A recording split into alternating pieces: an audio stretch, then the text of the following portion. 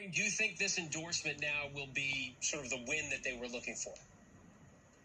I think it will be. I think that this is absolutely a gift to Donald Trump.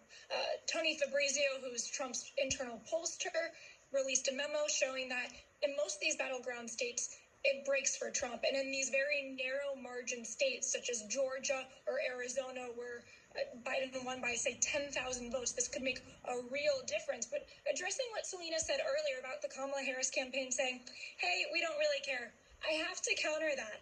Their war room account, Kamala HQ, is already attacking RFK. If they don't think, or if they think that they can court RFK voters, that is a terrible tactic. You still want those voters to pull the lever for Kamala Harris. So why personally attack the guy who they were behind first? All right, well, put on your campaign hat for this question, too.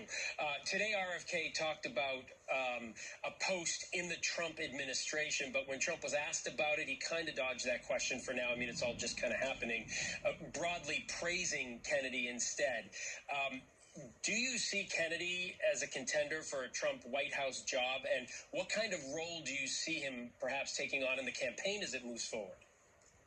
I think he'll take on a role in the campaign as courting those independent and undecided and more anti-establishment voters. I think he did a great job today about talking about the mental health crisis in this country and largely the obesity crisis in this country, which I think is largely related but not discussed enough. So I really hope that he does have him as more of that subject matter and that niche group expert.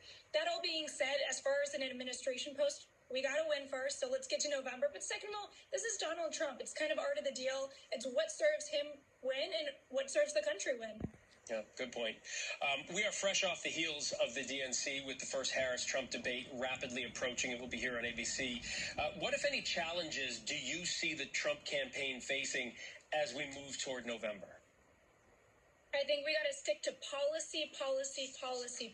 Because, Phil, if we stick to policy, Donald Trump wins on the issues every single time, whether it be lowering costs, regulations, immigration, foreign policy. Pretty much every issue that's on the top of minds of voters, Donald Trump does well in. But when he gets into those personal attacks, those ad hominem attacks, that's where we lose ground, and that's where you start to see the Kamala Harris momentum. She has momentum largely because she's going off vibes and virality.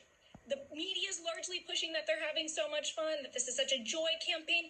But the reality on the ground is it's getting to seem a little silly and a little shallow if you don't actually have policies that are saying how we're going to lower the cost for the American people that have gone up 20% since she's been in office. What are you going to do about the immigration crisis? 10 to 15 million people have illegally entered this country since she came into office.